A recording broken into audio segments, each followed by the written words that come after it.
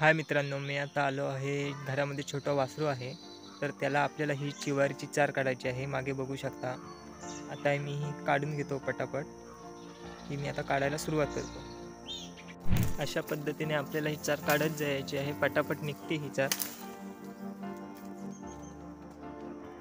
ही पाहू शकता. अशी वळल्यानंतर हाताला लागण्याचे चान्सेस असतात. आरामात ओढायची किंवा अशी तुम्ही तोडू देखील शकता. आता ही बघा, अशी चार काढायची आहे आपल्याला एक एक एक एक. अशा पद्धतीने आपण तोडू शकतो. हे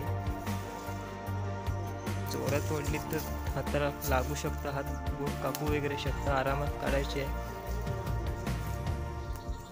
आता मी हे काढून घेतो पटापट.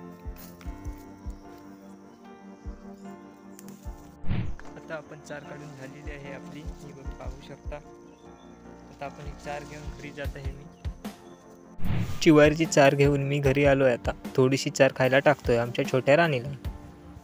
चार खाण्यासाठी धडपड बघू शकता तिची, कशी खाते बघा लुसलुसू.